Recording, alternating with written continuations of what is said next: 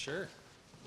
What's the latest on this? What is our update about what's going on? We know that your colleague... They had a debate. They had a debate last night, and they were discussing the amendment that was put forth by the Liberal senators, and they're just going to continue to work through the process, I guess, and have some good faith. But we'll see. But you know, the tough thing is for farmers right now in my area, in many areas in southwestern Ontario, the corn crop is still coming off. It's over 20% moisture, and it would be great if they didn't have to pay carbon tax to dry their corn.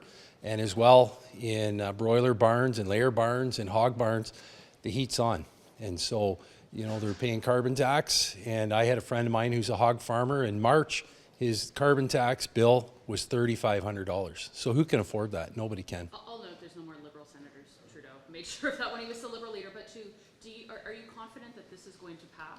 What is your sense of if this bill is going to be passed in the Senate? We'll see. I think they feel it's in a pretty good position, but it would be the right thing to do for sure, is to pass that and help farmers out in the backstop provinces for sure.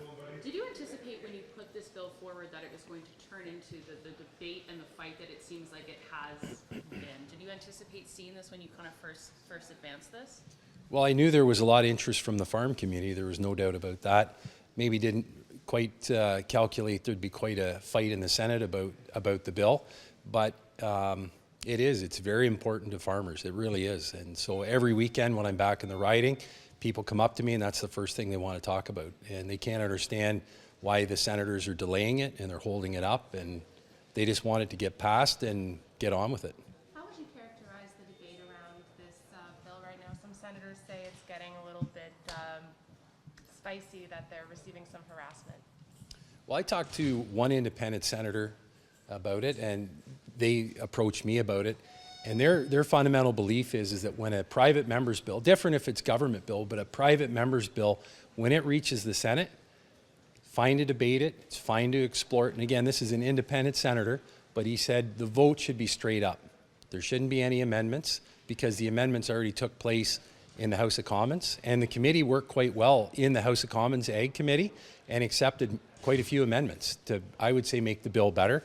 And I think at this point, again, it's the Liberal appointed senators who are dragging this out, and should just come to a vote and have it and help farmers out across the country, because they could really use it.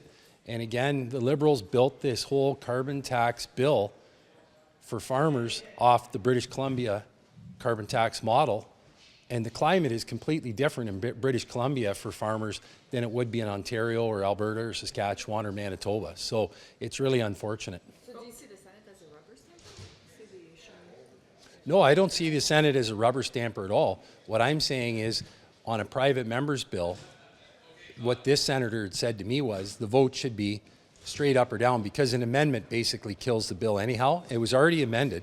Government legislation's a whole other thing, but we're talking about private members' bills here now, and that's what it should be. And if you like the bill, vote for it, and if you don't like it, don't vote for it. I completely appreciate the independence of the Senate, and you can talk to any senators that are in the Senate today. You know, I haven't given them a hard time. I've let them take their time to do what they needed to do to work through their process, but at this point, they're delaying it. Let's be honest. They've had many committee meetings. They've had many committee meetings. They've explored it. They've talked to experts on both sides who have different opinions, and that's where it's at. What do you think of cabinet ministers allegedly calling senators to try? Well, it's not allegedly. Stephen Guilbeault, the environment minister, has called many. I know for sure, because one senator told me he's got a voicemail on his phone. He's an independent senator again, from Guilbeault. And so they're doing that, and I mean, that's his prerogative. I mean, the carbon tax is his pillar. He said if it passes, if this private member bill passes, he's going to resign. So he does have the pressure on him. He should resign anyways, but the pressure is on him for that. Farmers, as you all know, have not liked the carbon tax for a long time, but what do you think is behind the temperature with this debate around your bill in the Senate, within communities? To my colleague's point, some senators have received some emails that they said, listen, this crossed the line. So what do you think is behind the temperature around the debate around your bill right now? And in what regards?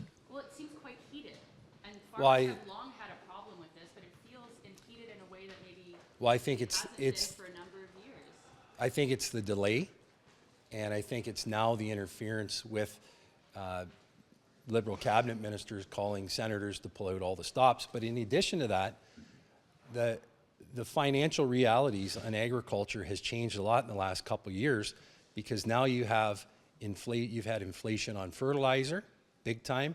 You've had inflation on farm machinery. You've had inflation on the building costs to build buildings and for drying and everything else. You've had interest rate hikes, so anybody that has a variable rate mortgage or line of credit on their farm, which I've talked to many farmers that do, their costs have gone up exponentially. And now the carbon tax keeps going up and going up. And like I said, one farmer in 1 month is paying $3,500 on carbon tax. Nobody can afford that. Nobody can sustain that. And so they're under pressure. They're under pressure. And the rebate that came in a couple of fall economic statements ago, that's $1.73 on 1,000 allowable expenses. So if you have $1 million in eligible expenses on farm, you get a $1,700 rebate. Well, I just said $3,500 in 1 month for one hog farmer. Is that the tax credit? Last question, please. Last Yeah, question. yeah. Is that good? Thanks, folks. Thanks very much for your Thank you. time. Appreciate you stopping.